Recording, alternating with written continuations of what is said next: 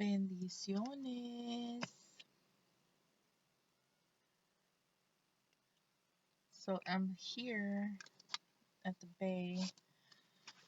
I don't know if it's loud enough. I pulled up the windows to see, but we were talking about we're with a little group right now, and we were talking about um, organic and non-GMO foods, and um, because one of the ladies,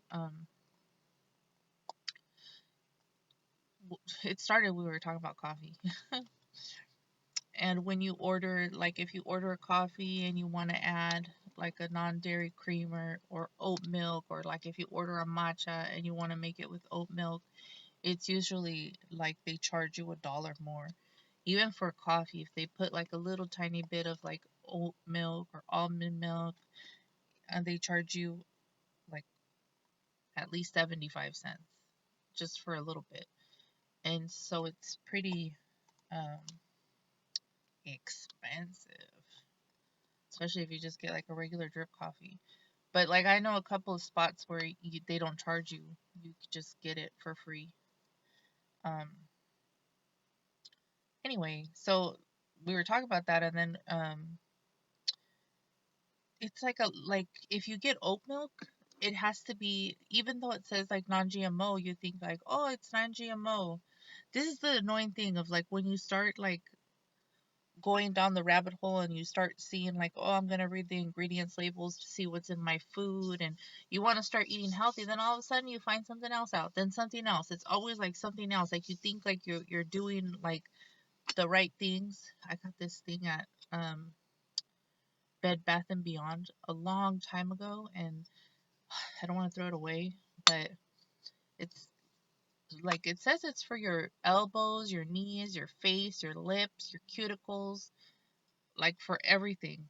And it's like a rose salve.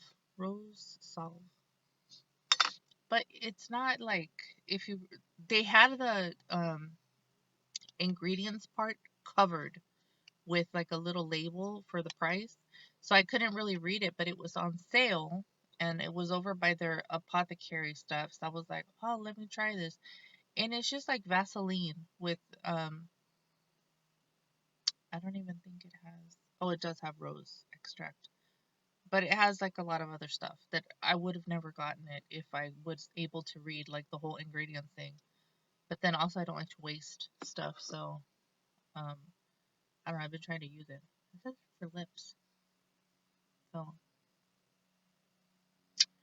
anyways, so we were talking about like reading the ingredients labels, and then like I was like, well, oh, it doesn't matter if it's this, because she has this one milk. It's very hard to find organic oat milk, and you have to get it organic oat milk.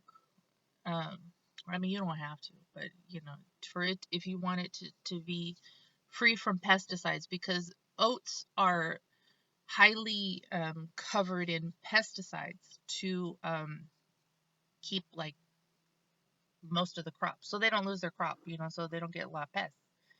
And so just because it says non-GMO, that doesn't make any difference, because it's just telling you that it's not made from a genetically modified, but it's not saying that it doesn't have any pesticides to keep it going.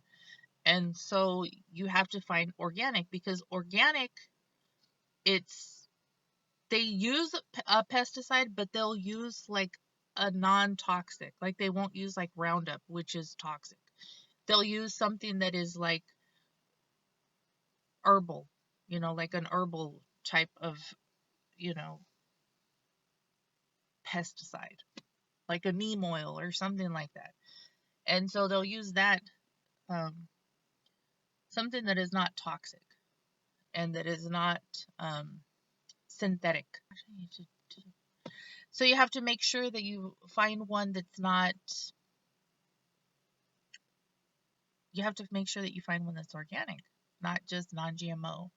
And that's like the thing. One of the ladies got mad because she was like, oh man, I've been buying ones, because most of the oat milks, if you find them, they'll have the little non-GMO verified thing on it, non-GMO verified, non-GMO. But it's very hard to find ones that say organic. Even like ones that you think are good, like you're like, oh, this one tastes really good, it's really creamy or whatever. It really, comes out creamy, but it doesn't say organic. So, and one lady said that she just buys her own oat milk. I mean, she buys her own oats, organic oats, and then just mixes, I think she said like 4 cups of water to like 1 cup of oats with salt and vanilla, and blends that up for 30 seconds. She said it has to be only 30 seconds because if you do it longer than 30 seconds, it gets slimy. So just 30 seconds and then use that. And like I've tried before, but like for chai and stuff like that, I feel like it's really bitter. Like it makes it bitter. So like for smoothies and smoothies or something, I think it's like it would be okay. And if you're just gonna drink it, like I think for people that you eat it in their cereal and stuff. But for like a chai, I think you would have to get like a coconut cream or coconut milk or something. And like a quick way for almond milk is if you get like an organic almond butter and then you just blend that with your like a date, the water, and a little bit of salt if it's not salted, and good salt. Like uh, they have um, Redmond's salt. It's high mineral content salt. There's like um, I forgot. I think it's like Hawaii Gold or something. That one has a high mineral content. There's like uh, Celtic salt, different salts, not just like a regular old salt, but like a salt that has like minerals.